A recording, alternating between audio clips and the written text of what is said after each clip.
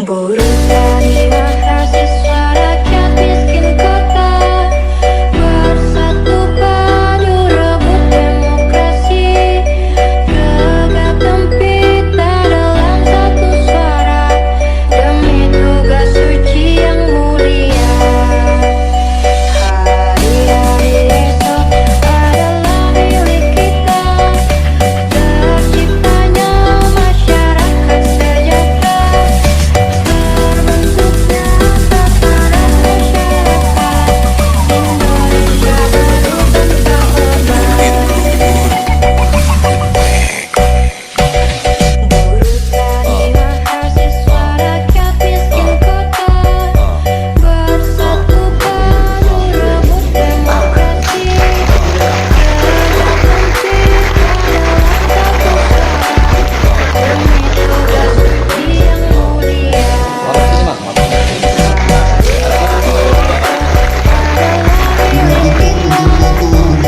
Terciptanya masyarakat sejahtera.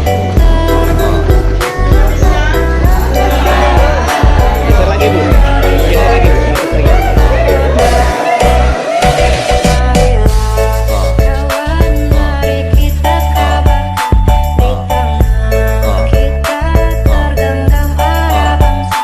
Marilah kawan, mari kita nyanyikan sebuah lagu tentang pembebasan.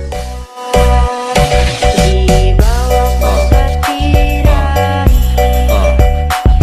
ku susuri garis jalan ini, berjuang turun aksi bagiku satu langkah. Berjuta kali turun aksi bagiku satu langkah Terima kasih teman-teman yang jadi peserta pelatihan LAS yang diselenggarakan oleh BDI. Ini dari Dapil 4 sama 6 ya. Dapil 4 itu kecamatan yang belum datang, kecamatan mana? Pamijahan. Yang lain Cibung Bulang sudah ada, coba angkat tangan. Oke, Tenjolaya, Dramaga, kita amat Dramaga. Oke, kemudian yang belum masuk mana? Pamijahan belum. Ciampea. Oke, nah yang Dapil 6 bisa yang mana? Oke, kemudian dari Parung. Oke, Oma. Kenapa jumlah masyarakat Kabupaten Bogor yang sudah dewasa itu hampir 3 jutaan. Jumlah yang seperti teman-teman di set ini sangat banyak, tapi yang mendapatkan kesempatan seperti hari ini ya cuma teman-teman. Saya mau minta tolong jangan sia-siakan. Ngerti? Ngerti? Bisa nggak kira-kira? Bisa.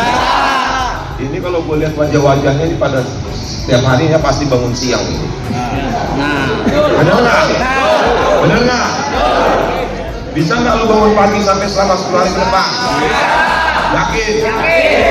Ini nanti saya minta tolong sama panitia, kalau dia ikut 10 hari, dia telat, dia nggak dapat uang saku. Setuju nggak? Setuju. Enggak. Ini saya mau kita dilatih di sini. Selain kan dapat ilmu, saya mau juga kegiatan ini teman-teman. Kalau nggak disiplin lu nggak bakal jadi apa-apa, bos. Iya, bener nggak? Nggak ada orang yang kaya bangunnya siang. Nggak ada, Pak. Nggak ada orang sukses yang bangunnya siang. Betul. Bener nggak? Nah, mau nggak kita sama-sama kita setujuin kalau telat pesertanya umur yang 36 tahun mah angkat tangan. Ada. Ada.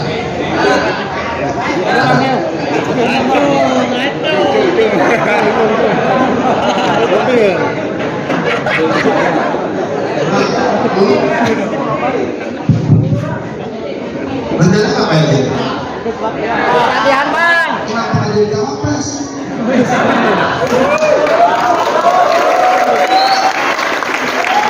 Semua anak muda semua. Terlalu rumit bang. Karena lu bukan anak.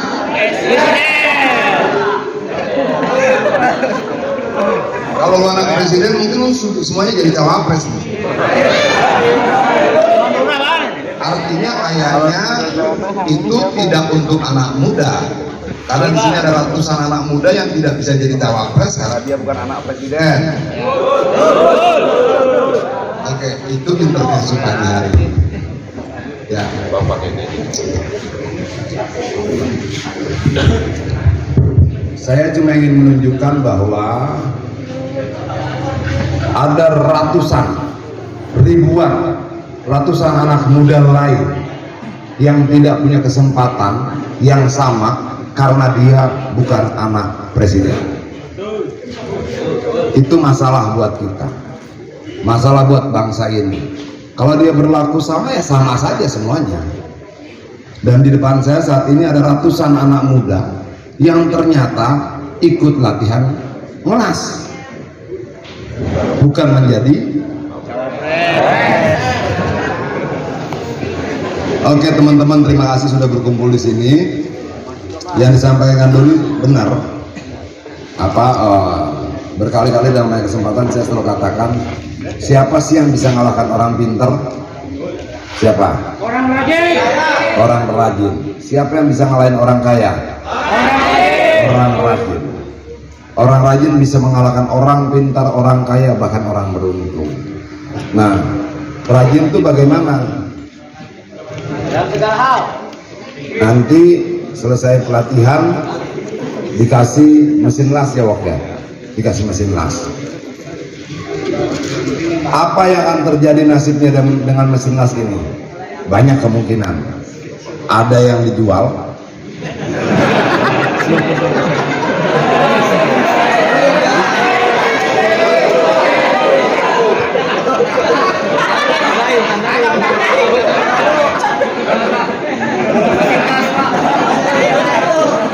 dia lihat di Tokopedia tipe ini harganya berapa, terus dia jual, ya enggak? Setelah dijual jadi apa? Duitnya untuk apa?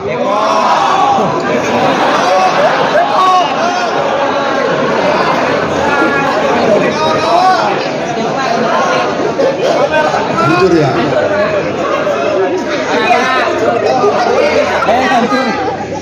Pelatihannya berapa hari yuk?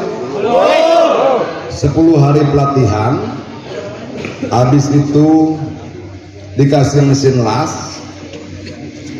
Waktu pelatihan disiapkan pengganti transportasi Rp15.000 per jam. Di ujungnya alat lasnya dijual. Bagi yang jomblo dipakai buat ngapel. Bagi yang baru diputusin dipakai buat mabok.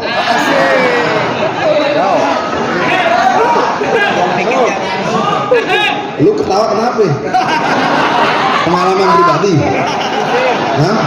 Atau emang udah ada niat begitu? Enggak ya?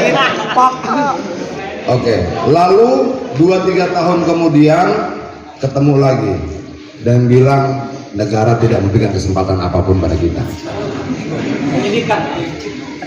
Padahal sudah diberikan pelatihan, sudah diberikan alat-alat, tapi kita salah menggunakan kesempatan itu. Kesempatan itu kita tukar cuma dengan botol minuman, dengan masih ada nggak suju koprok di sini? Udah nggak ada ya? Dengan ajak perempuan jalan-jalan, segala macam. Nah, menurut saya yang paling salah itu adalah orang yang tidak mampu menggunakan kesempatan. Apa hubungannya dengan rajin yang saya sampaikan tadi? Saya mau teman-teman menggunakan alat las yang dibagikan di akhir pelatihan ini untuk berlatih. Berlatihnya gimana? Ngelas aja. Pagar orang lulas. Tadi Doni bilang jangan lupa tanggal 14 Februari ngapain? Ke TPS kan? Karena lu habis latihan kelas, lu nyoblosnya jangan pakai paku, pakai laser. Cocok.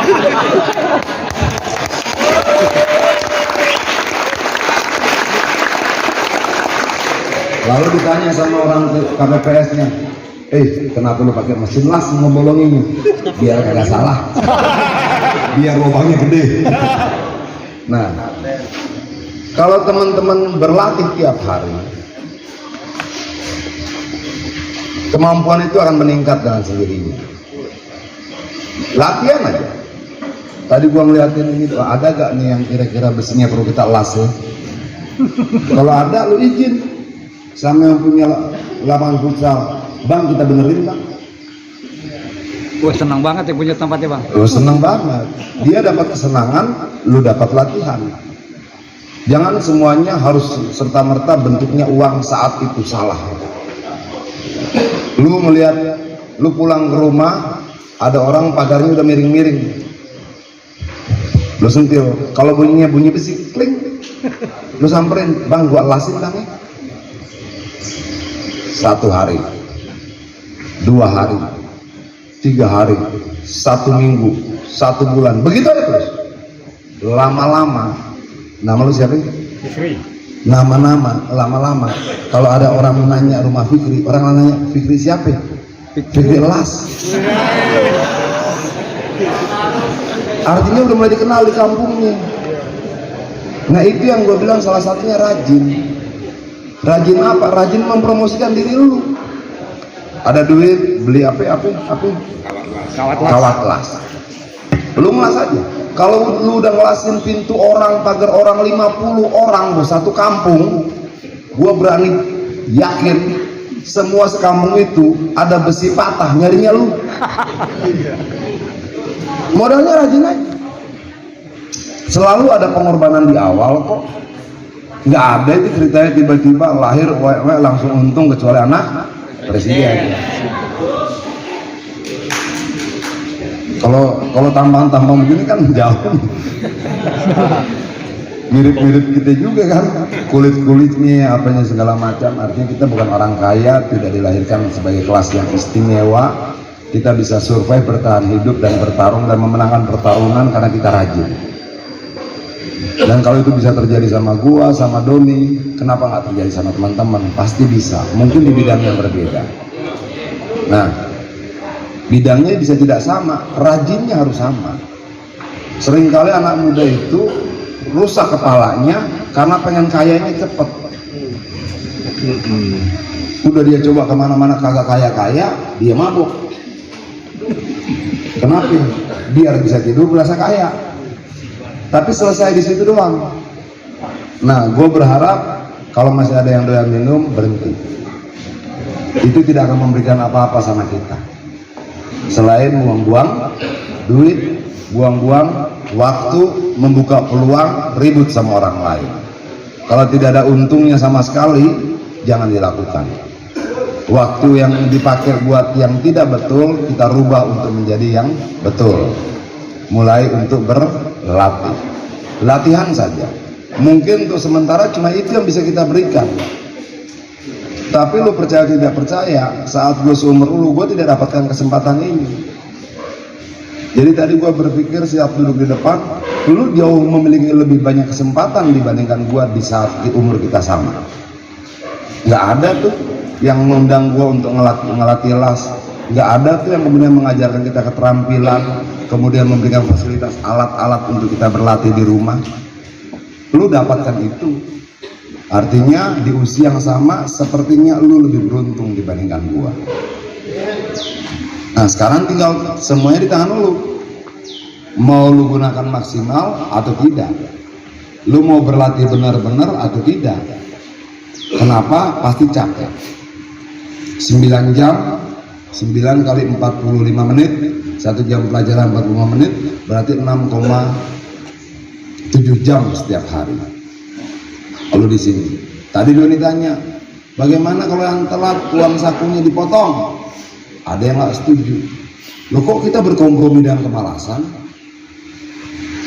Kalau lo nggak setuju artinya lo berkompromi dengan kemalasan lo. Kalau lo sudah kompromi dengan kemalasan, lo akan dimakan oleh kemalasan itu sendiri. Gak bisa. Rasa malas itu harus kita kalahkan. Gak bisa. Kalau lo tidak mampu mengalahkan rasa malas, yang lo kalahkan masa depan. Kalahkan rasa malas lo agar masa depan lo bisa lo menang. Kalau lo tidak mampu mengalahkan rasa malas lo kalahkan masa depan lo. Lo kalahkan anak istri lo nanti. Nah ini yang gue harapkan teman-teman manfaatkanlah sebaik-baiknya kesempatan ini. Ini biayanya sekitar 1 miliaran kalau tidak salah ya untuk semuanya. Dan gue berharap tidak sia-sia. Sampai di sini clear gak? Nah tadi Doni bilang jangan lupa penghadian. Lupa juga nggak apa-apa. Kan nggak bisa dipaksain harus milih gua. Iya gak?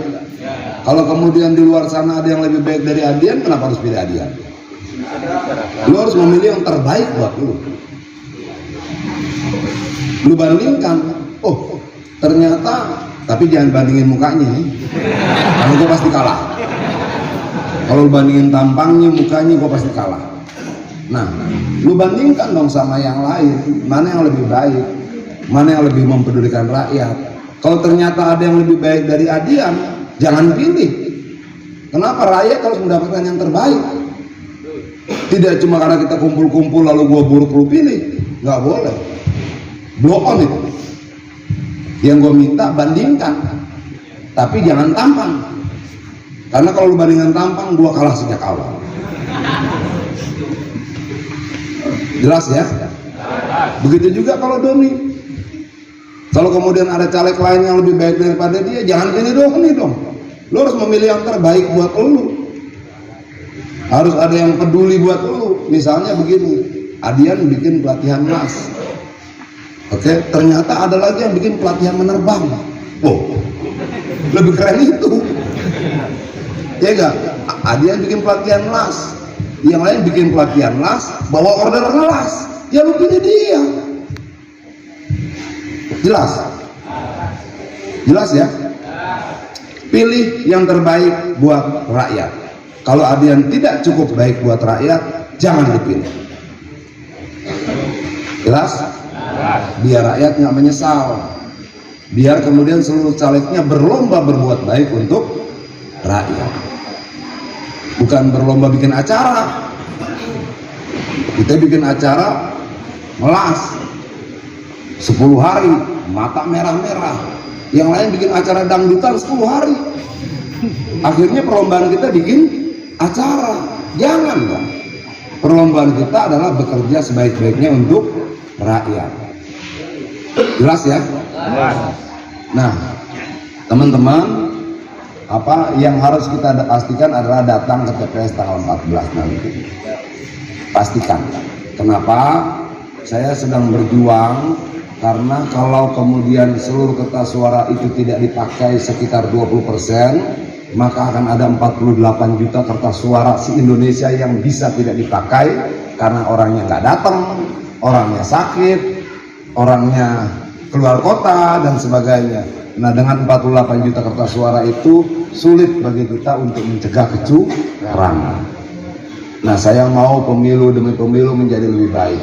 Pemilu tahun kemarin lebih baik dibandingkan sebelumnya. Pemilu besok lebih baik dibandingkan kemarin. Kira-kira seperti itu.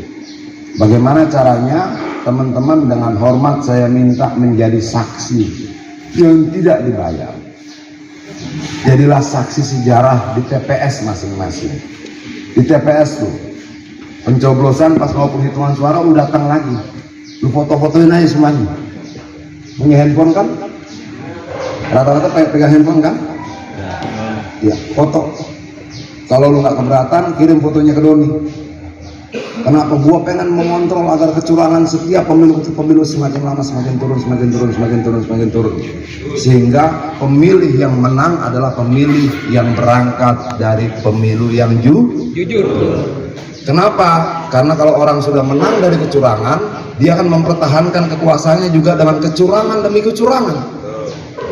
Ada orang pernah bilang sama saya, siapa yang mendapatkan kekuasaan dengan pedang, dia akan mempertahankan kekuasaan juga dengan pedang.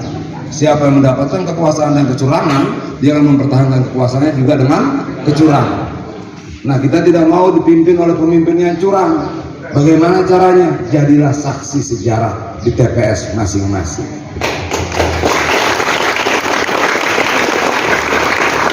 Cukup datang, ikuti penghitungan suaranya, misalnya nomor 1 contreng kan gitu, nomor 2 contreng gitu, segala macam, hasilnya foto.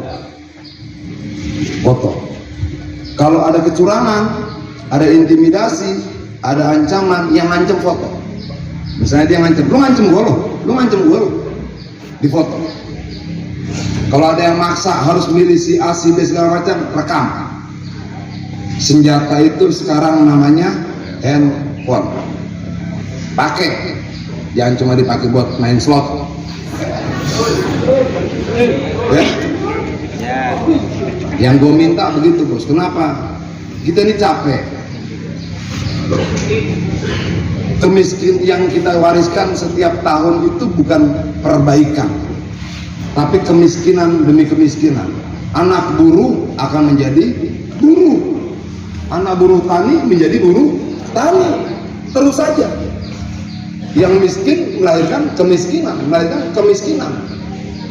Ada orang bilang sama gua bahwa anak kandung kemiskinan cuma 2. Anak yang pertama namanya kriminalitas, anak yang kedua namanya pelacuran. Cuma itu ternyata anak kandung kemiskinan. Yang tidak kuat, dia melakukan kejahatan atau berbuat menjadi pelacur. Makanya pelacuran terbanyak itu karena faktor ekonomi. Jadi kalau kita mau mengurangi pelacuran, yang harus kita kurangi adalah kemiskinannya. Kalau lu tidak kurangi kemiskinannya, kemiskinan itu akan terus memproduksi penjahat dan pelacur. Pasti. Karena hukumnya memang seperti itu. Kapan start kita memperbaiki?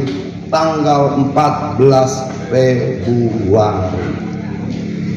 Itu waktu.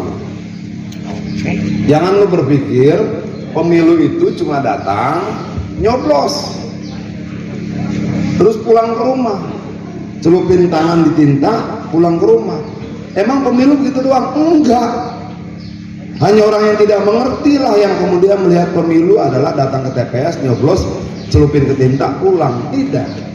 Pemilu adalah momentum kita untuk memilih apakah pemimpin yang kita pilih nanti akan memperjuangkan upah buruh, akan menaikkan upah gaji guru honorer, akan menaikkan taraf hidup petani, atau justru membeli beras impor setiap tahun yang tanpa disadari impor beras itu akan membunuh petani kita sendiri.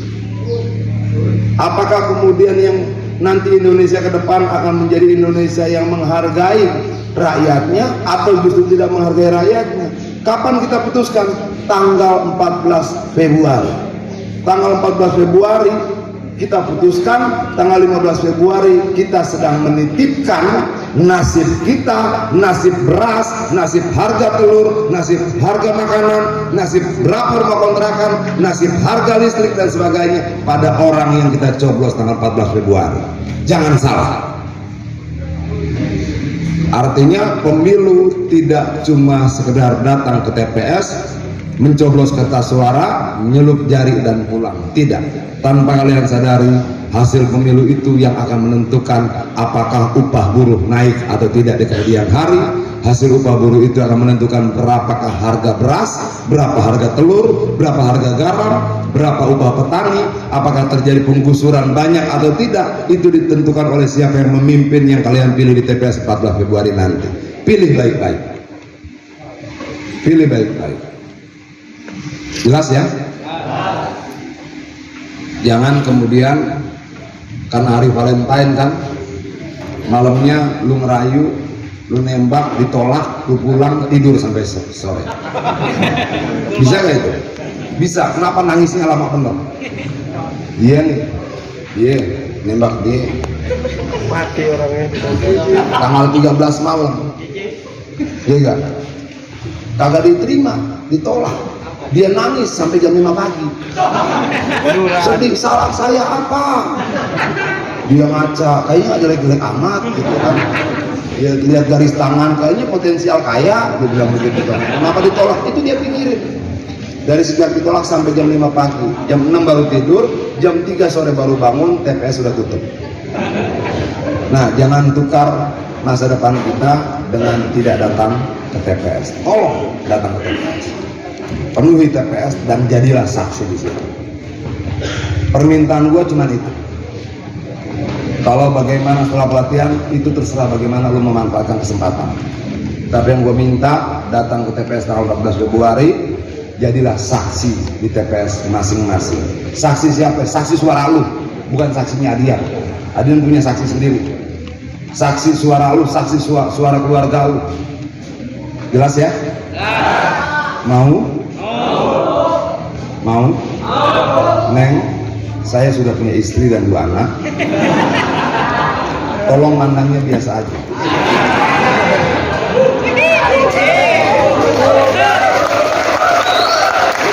Kenapa jadi yang grogi lu? Lu ada masalah apa sama dia? Oke, terima kasih teman-teman. Ikutilah pelatihan ini sebaik-baiknya. Kalau nggak ngerti tanya, biar kemudian selesai dan kepala kalian penuh dengan pengetahuan. Sedikit atau banyak, setiap sekecil apapun pengetahuan itu akan punya manfaat buat kita. Terima kasih.